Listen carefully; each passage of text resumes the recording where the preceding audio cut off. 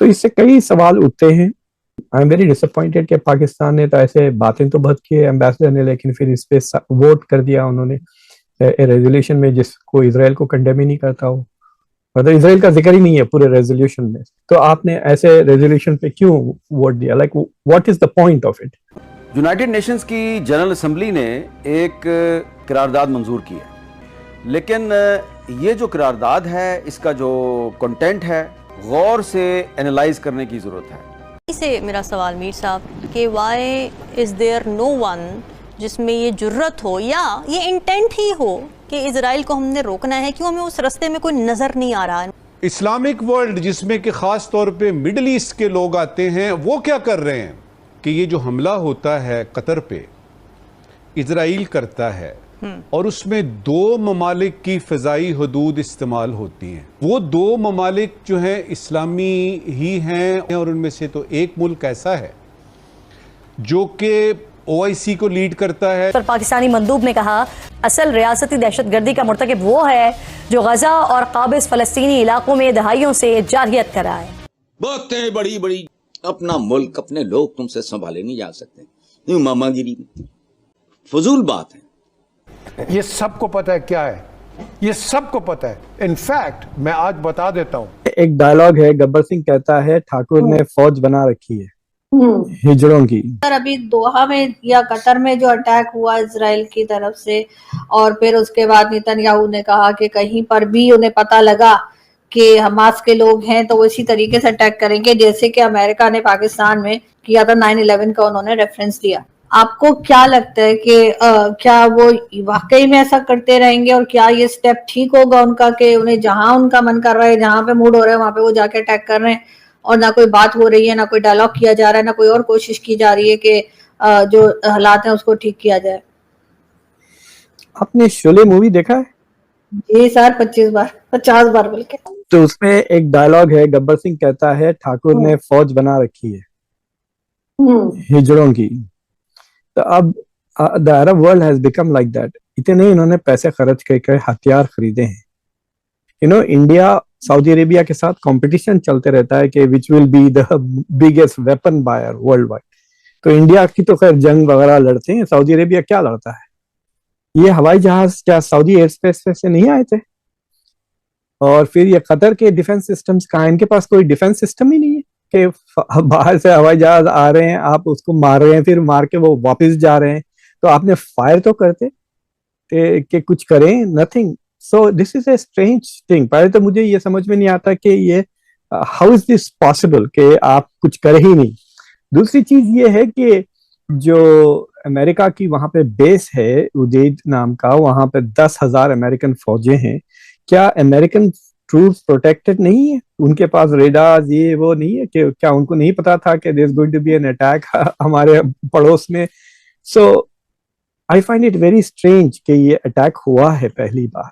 लेकिन उसके बावजूद आप देख सकते हैं डोनाल्ड ट्रंप इतनी बड़ी बड़ी 30 मार खान की बातें करते हैं, अमेरिका फर्स्ट पॉलिसीज वगैरह, लेकिन जहां इसराइल का सवाल आता है वो भी उतने ही दबदबे हो जाते हैं जैसा जो बाइडेन था। ठीक है, UN resolution, UN security council के रेजोल्यूशन को उन्होंने पास होने दिया, लेकिन रेजोल्यूशन ऐसा है जिसमें इसराइल का जिक्र ही नहीं होता। तो क्या खुद से कतर ने मिसाइल अपने ऊपर मार लिए थे आसमान से टपके? इट्स सच ए मीनिंगलेस पूरा का पूरा जेस्चर जो हुआ है। तो इससे कई सवाल उठते हैं, और अमेरिका में जो उसको जस्टिफाई कर रहे हैं, मार्को रूबियो ने अपेरेंटली प्राइवेटली कह दिया कि ठीक था, और पब्लिकली इसको कंडेम कर रहे। एक किस्म की हिपोक्रेसी है अमेरिका की, जो सऊदी अरेबिया और दूसरे मुल्क इस बात पे they have already started commenting on it. तो अभी तक शायद अगर अरबों की समझ में ये बात नहीं आई तो ये आ जाना चाहिए था कि they can not rely on America's protection. और अब इस वीकेंड पर मार्को रूबियो कल, यानी आज अनाउंस हुआ, वो कल इजराइल जा रहे हैं। क्यों जा रहे हैं भाई इजराइल? अगर आपको इतनी नाराजगी है डोनाल्ड ट्रंप को 2 दिन बाद ट्वीट, वो इजराइल को इसलिए जा रहे हैं कि वो इजराइल के साथ मिलकर कोऑर्डिनेट कर रहे हैं एफर्ट्स कि यूएन में जो रिकग्निशन शायद आना चाह रहा है, वो प्रेशर डालने वाले हैं बरतानिया और फ्रांस पे कि पैलेस्टाइन को रिकग्नाइज ना करें। तो इजराइल को रिवॉर्ड पे रिवॉर्ड मिले जा रहा है, there is no consequence from America.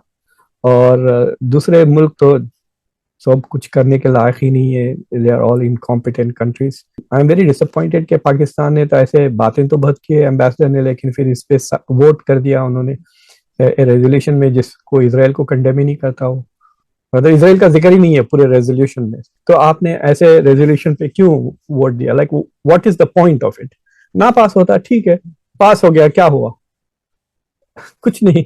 So at least आपकी इज्जत रह जाती है अगर आप उस पर ना वोट डाल देते। तो लेकिन सर अमेरिका को भी तो खुश करना होगा ना, अमेरिका की तरफ से हो सकता है कहा गया हो। देखिए, अगर आप जिंदगी का मकसद अमेरिका को खुश करना है तो फिर दूसरी चीजों की जिक्र ही नहीं करना चाहिए ना, बातें क्यों करें।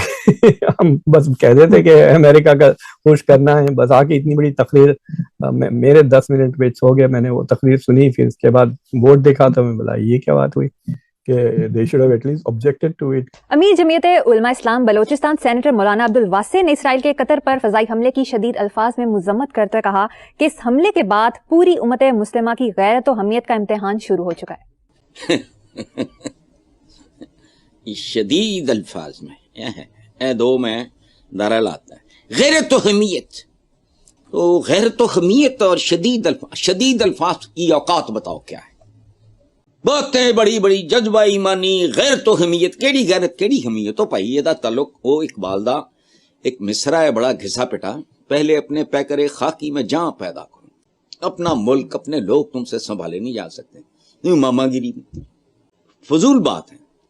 वजीर आजम ने भी ये, मैं आज के अखबारों में ये पता निकल के पढ़ रहा था कि यूं किया जाए वो किया जाए, भी कर ले तू कर ले, एवं गजा या कतर ना जाओ। अपने किसी की मदद करने के लिए तुम्हारे बाजुओं में दम होना चाहिए।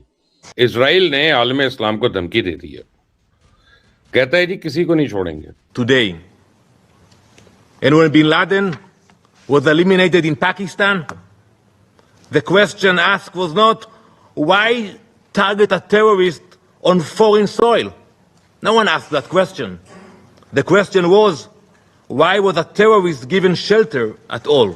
तो उसने उंगली ऐसे की, डैनी डैनन ने पाकिस्तान के सफीर पे उंगली की, आसम इफ्तिखार अहमद पे।